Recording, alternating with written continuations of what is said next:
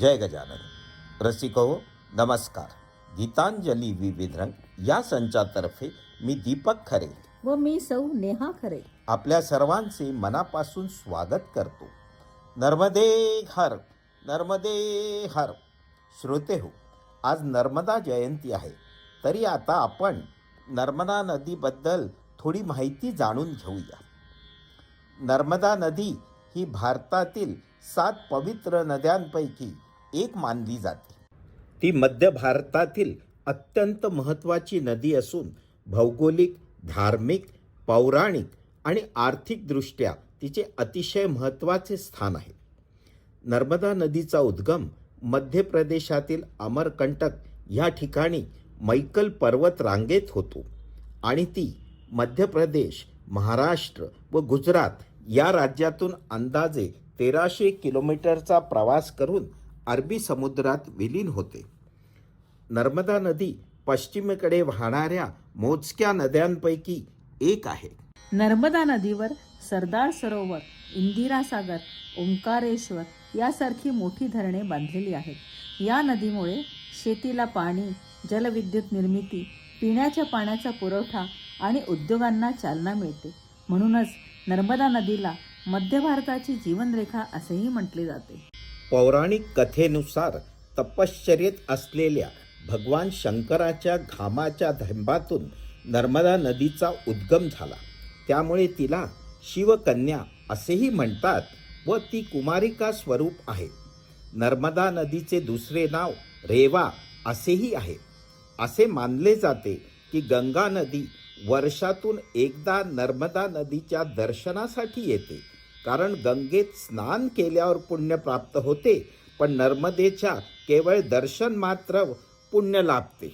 नर्मदा नदी एक अतिशय प्राचीन अशी नदी आहे, कारण स्कंद पुराणातील रेवाखंड या भागात तिचा उल्लेख आहे व यात नदीची उत्पत्ती, नर्मदा नदीचा महिमा, स्नानाचे महत्त्व, विविध कथा, परिक्रमेचे नियम अशा अनेक विषयांवर भाष्य केले गेले आहे. नर्मदा नदीच्या तीरावर अनेक देवी देवता, साधू संत यांनी कैक वर्ष तपस्या केली आहे व असे मानले जाते की आज पण अदृश्य रूपात अनेक महाशक्ती नर्मदा नदीच्या किनारी ध्यानमग्न अवस्थेत आहेत. आणि म्हणूनच काय की नर्मदेच्या तीरावर असलेला हर कंकर हा शंकर आहे. आता आपण थोडेसे नर्मदा परिक्रमेबद्दल जाणून घेऊया. नर्मदा नदी अशी एकमात्र नदी आहे जिची परिक्रमा केली जाते. सुमारे 7000 वर्षापूर्वी मार्कंडेय ऋषींनी सर्वात प्रथम नर्मदा परिक्रमा केली होती अशी धारणा आहे.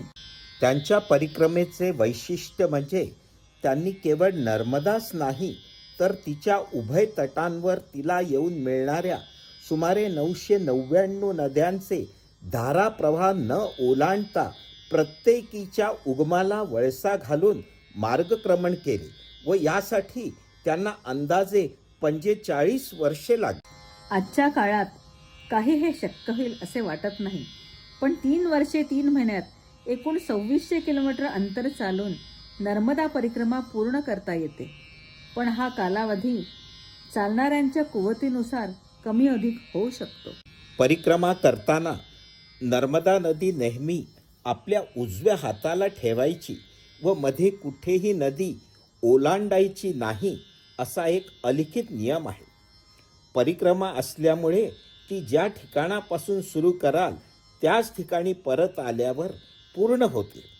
पण परिक्रमा पूर्ण झाल्यानंतर उद्गम स्थानावरचे व समुद्राला विलीन होते त्या स्थानावरचे नर्मदेचे जल हे ओंकारेश्वर येथील ज्योतिर्लिंगावर अर्पण करण्याची प्रथा आहे.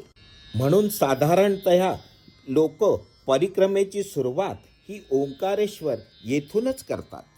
ज्या लोकांना पायी परिक्रमा करणे शक्य नसते त्यांच्यासाठी आजकाल वाहनाने पण परिक्रमा करण्याची सोय आहे बरं का. व वाहनाने परिक्रमा केल्यावर पायी परिक्रमा करण्या एवढेच पुण्य प्राप्त होते. आम्हाला पण 2023 ह्या वर्षी बसने नर्मदा परिक्रमा करण्याचे भाग्य प्राप्त झाले होते व ओंकारेश्वर येथे संकल्प सोडल्यानंतर 18 दिवसात आमची परिक्रमा पूर्ण झाली. या परिक्रमेत आपल्याला अनेक पुण्यनगरांमध्ये विविध देवी देवतांचे दर्शन होते. तसेच अनेक सत्पुरुषांच्या दर्शनाचा लाभ पण प्राप्त होतो. आम्हाला सियाराम बाबा या महान संतांचे प्रत्यक्ष दर्शनाचा लाभ मिळाला. त्यावेळी त्यांचे वय अंदाजे 100 वर्ष होते. तसेच ही परिक्रमा करत असताना सकाळ संध्याकाळ नर्मदा मैयाची आरती होत असत व काही ठिकाणी तर सूर्योदय वा सूर्यास्ताच्या वेळेस नदीचे अतिशय विलोभनीय रूपात दर्शन होत असत. ही परिक्रमा करताना आपल्याला 2 महान व्यक्तींची स्मृतिस्थाने बघायला मिळतात.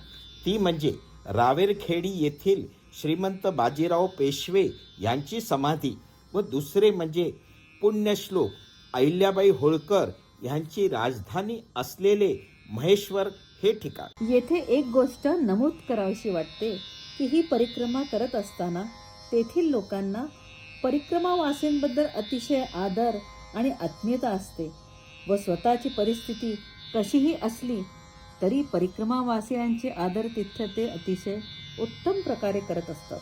तरी माझे आपल्या सर्वांना हात जोडून निवेदन आहे की प्रत्येकाने एकदा तरी नर्मदा परिक्रमा अवश्य करावी.